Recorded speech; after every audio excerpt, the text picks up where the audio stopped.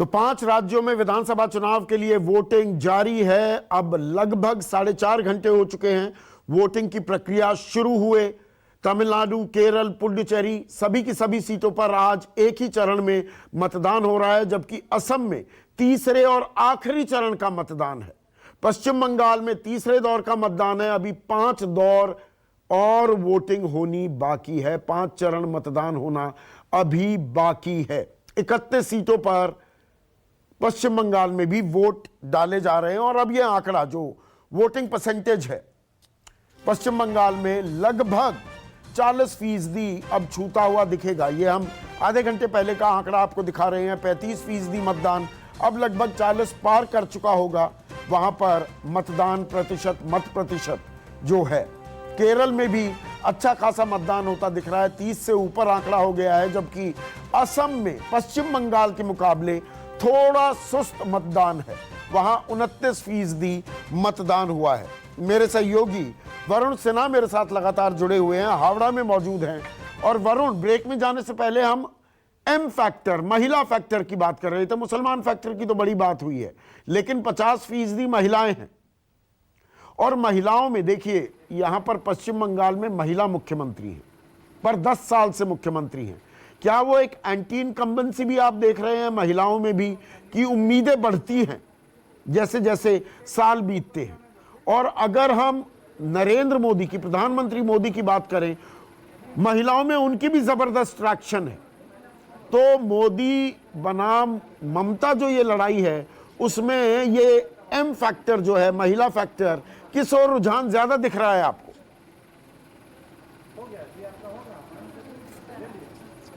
देखिए, मैं जगह जगह जब जाके महिलाओं से बात करता हूं तो मुझे एक बात समझ में आती है। ममता सरकार ने करीब 200 से ज़्यादा स्कीम्स जो हैं वो महिलाओं के लिए शुरू करी। और क्योंकि ममता सरकार ने सोच रखा था 2016 में जिस तरीके से वोट प्रतिशत बढ़ा था ममता सरकार का, ऐसे में उनको समझ में आ गया था कि महिलाओं को अपने साथ लेके चलना है। और 200 से ज़्यादा स्कीम्स लागू कर दी गई, कन्याश्री, रूपाश्री, इसके अलावा मोबाइल महिलाओं को मिलने लगे, बच्चों को जो है टैबलेट देने की बात की गई, और ये तमाम योजनाएं, साइकिल देने की बात की गई। तो ये तमाम योजनाओं को जो है गाँव तक पहुँचाने की कोशिश की गई। लेकिन बहुत सारी ऐसी महिलाएँ मिली मुझे जिनको लगा कि कहीं ना कहीं ये योजनाएँ जो हैं वो पार्टी के चक्कर में या पार्टी वाइज जो है लोगों को बेनिफिट देने के चक्कर में उन तक नहीं पहुंच पाई।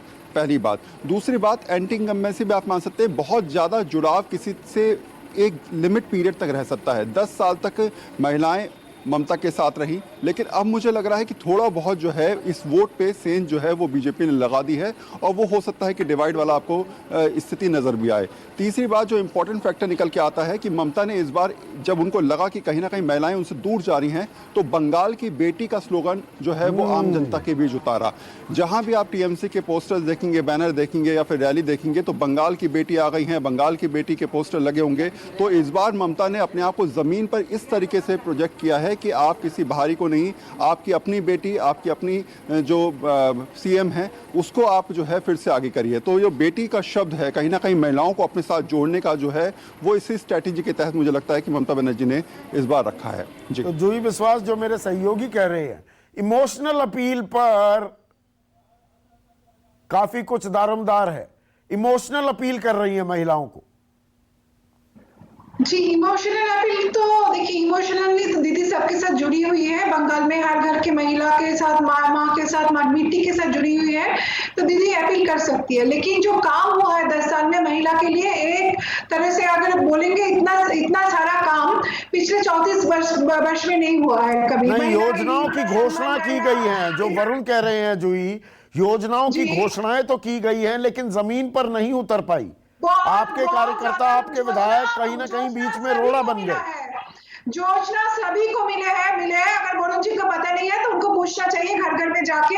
हमारे एरिया में, लगा हो, कलकत्ता हो या रिमोट विलेज हो, सभी ने योजना की उपलब्ध सभी को दिया गया है। सारे महिला को ये सुविधा मिले है, सारी लड़कियों को मिले है। किसी का धर्म, जात पात पूछ के हम लोग बीजेपी की तरह राजनीति नहीं करते हैं। पर महिलाओं में प्रधानमंत्री मोदी की भी जबरदस्त ट्रैक्शन है जूही। क्या आप इस बात से इनकार करेंगी? हमने बिहार के चुनाव में भी देखा, महिलाओं ने बढ़ चढ़कर एनडीए को वोट दिया। इस बार नहीं होगा। बंगाल में महिला मुख्यमंत्री के साथ है, ममता बनर्जी के साथ है, अपनी बेटी के साथ है और अपने घर की बेटी के साथ है। महिला दीदी के साथ है, उसके रिजल्ट आपको 2 तारीख को देखने को मिलेगा, क्योंकि जितने भी मतलब काम यहाँ पर हुआ है बंगाल में, वो सारे महिला को मद्देनजर रखते हुए ही किया है दीदी ने। और 10 साल में जितना डेवलपमेंट हुआ है महिला के लिए, खास करके फास्ट ट्रैक कोर्ट बनाया गया है, वुमेन यूनिवर्सिटी बनाया गया है डायमंड हावड़ा में, और आपका देखेंगे कन्याश्री यूनिवर्सिटी कृष्णनगर में बनाया गया है।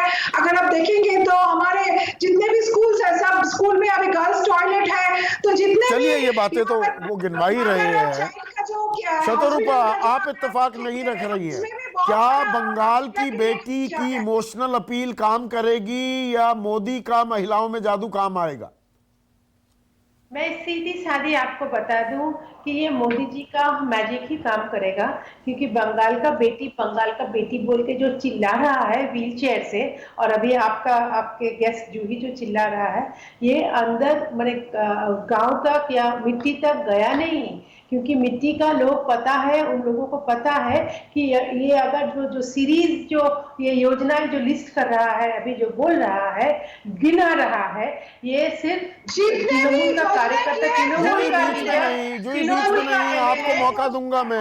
क्रॉस टॉक में चीख चिल्लाहट में कोई बात समझ नहीं आती। शतरूपा, आप अपनी बात पूरी तृणमूल का लीडर, तृणमूल का एमएलए, तृणमूल का कार्यकर्ता और उन लोगों का फैमिली के अलावा ये इतना जो श्री बोल के जो योजना है वो कोई किसी को दिखा नहीं।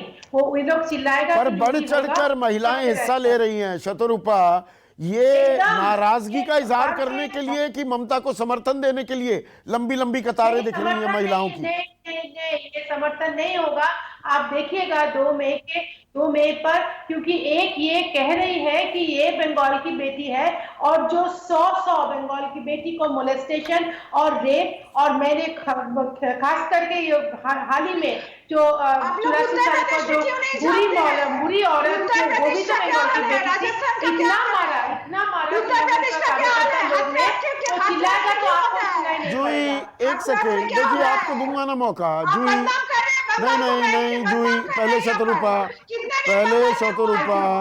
थैंक यू जी। और ये जो 84 साल का, आपको पता है शोभा मजुमदार, ऐसा मारा कि वो दम तोड़ दिया, और 72 साल का, और ये तो सिर्फ एक ही महीना का मैं ये बात कर जूही रही हूँ। देखिए, ये 1 मिनट शतरूपा।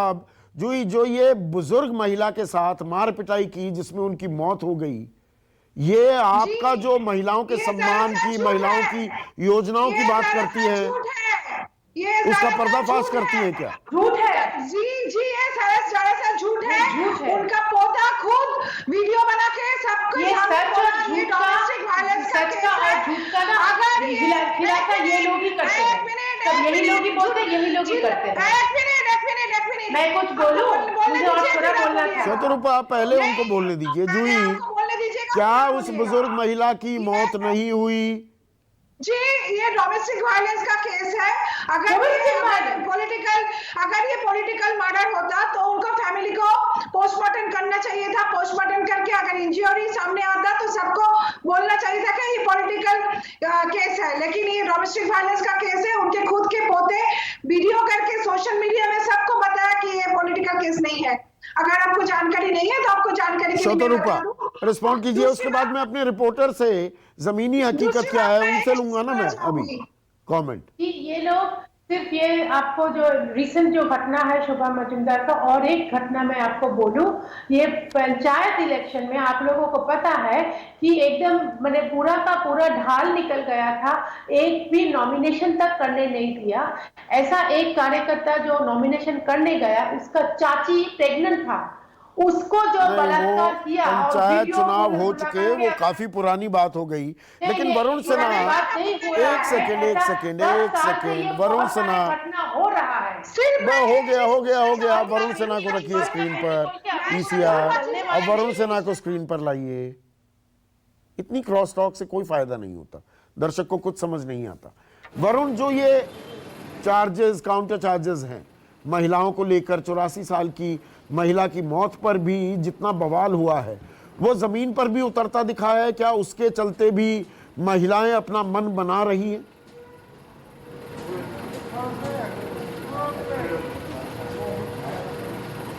देखिए, असर तो डालती हैं सारी चीज़ें। जब महिलाओं के जुड़े मुद्दे जो हैं वो उन तक पहुंचते हैं, उनके बारे में वो बातचीत करती हैं, तो उनको लगता है कि शायद ये ऐसे मुद्दे हैं जिन पर उनको सोचना होगा। शहरी ग्रामीण क्षेत्रों के महिलाओं की सोच शायद चेहरों को लेकर हो सकती है, जैसे पहले भी रहा है कि ममता बनर्जी को लेकर तमाम जो महिलाएं हैं वो बहुत ज़्यादा पॉजिटिव थी पहले, लेकिन अभी जितना ज़्यादा चेंज हुई हैं चीज़ें, मुझे लगता है कि चाहे वो ये कह सकते हैं कि ज़मीनी हकीकत जो है वो थोड़ी दूसरी है, योजनाएं नहीं पहुंच पाई, या फिर आप ये समझ सकते हैं कि जो महिलाओं की सुरक्षा का मामला है वो भी यहाँ पर बहुत ज़्यादा बड़ा है। और तीसरी बात है कि जो महिलाओं को धमका, क्योंकि कई बार गांव में हम देखते हैं कि जो वोटिंग के टाइम में या उससे पहले जो है एक माफिया थोड़ा सा यहाँ पर एग्रेसिव रहता है, कई बार क्लब्स की बात आती है, तो उससे भी महिलाएं बहुत ज़्यादा परेशान हैं। उनको लगता है कि वो कंप्लेंट किससे करें, क्योंकि उनको लगता है कि अगर महिला मुख्यमंत्री है तो शायद ये सारी चीज़ें खत्म हो जाएंगी। उनके मुद्दों में कुछ फर्क दिखा आपको शहरी और ग्रामीण महिलाओं के?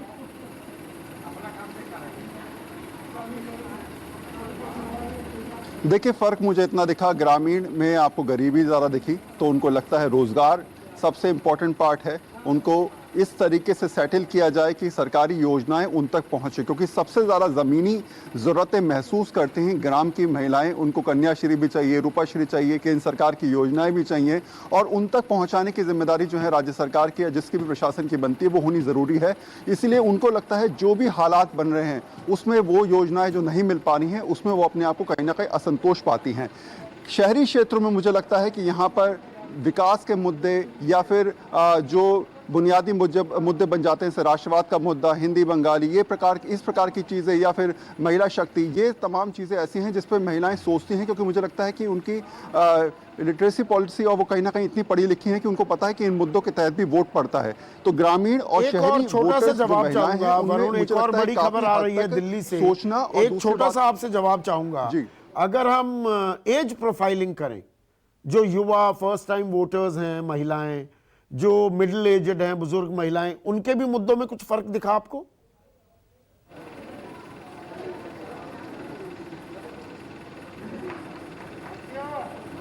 बिल्कुल दिखा जी मुझे लगता है कि शायद जो यंग वोटर्स हैं उनको लगता है कि अब तक जितनी बातें हुई हैं वो सब पुराने बातें पे ही सारे सिस्टम चल रहा है। लेफ्ट के ज़माने के जो मुद्दे चलते आ रहे हैं वही मुद्दे जो है ममता दीदी उठा रही हैं।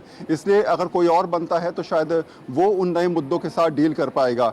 बुजुर्ग महिलाओं को लगता है कि बहुत सारी ऐसी चीज़ें हैं जो पुराने लोगों ने करी हैं, और इसी परंपरागत तरीके से अगर चीज़ें होती हैं तो हो सकता है कि आने वाले टाइम में सुधार हो। तो जो मैंने आपसे कहा कि 60-40% का जो रेशो बंटवारा हो जाता है वो इसमें यंग में और थोड़ा सा जो मिडिल एज और फिर जो ज़्यादा बुजुर्ग लोग हैं, महिलाएं हैं, उनमें ये एज फैक्टर के साथ वोटर भी डिवाइड हो जाता है, जिसका फायदा दोनों पार्टी कहीं ना कहीं अपनी तरीके से उठाने की कोशिश भी करेंगी। और इस वक्त की बड़ी खबर आ रही है, अब राजधानी दिल्ली की बात कर लें।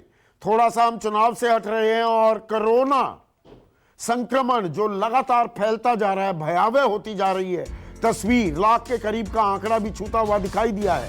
तो राजधानी दिल्ली में आज से यानी कि 6 अप्रैल से नाइट कर्फ्यू लागू कर दिया गया है।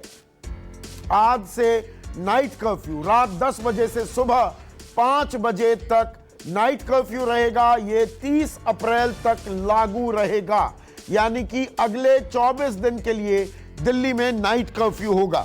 मेरी सहयोगी दिव्या अग्रवाल इस खबर को ट्रैक कर रही हैं। दिव्या, पूरी जानकारी बताइए।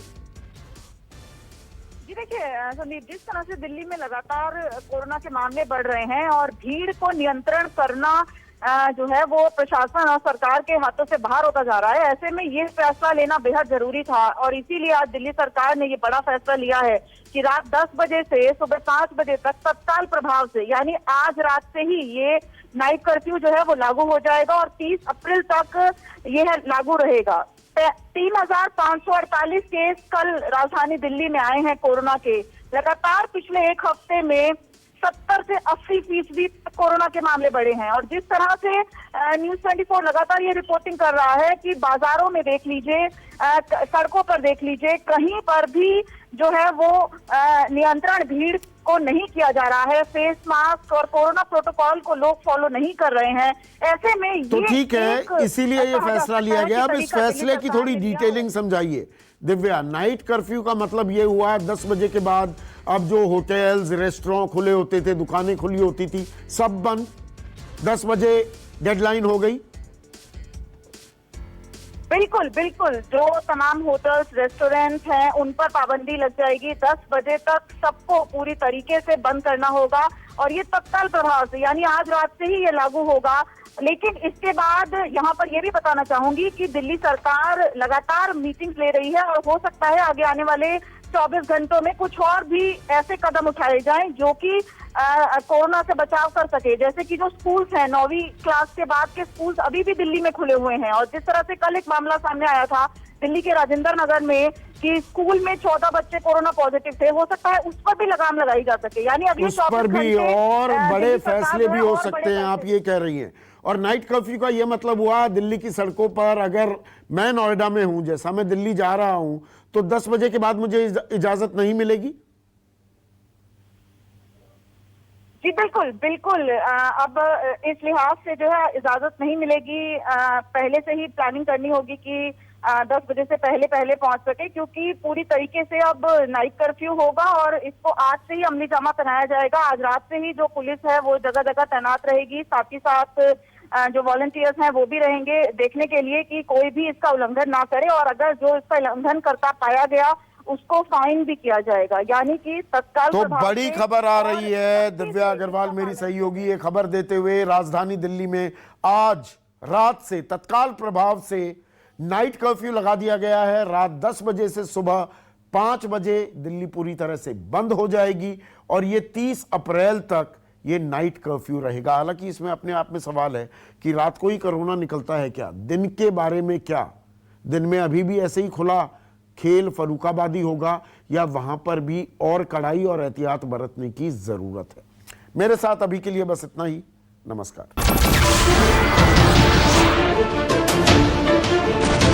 नमस्कार, मैं हूं मानक गुप्ता।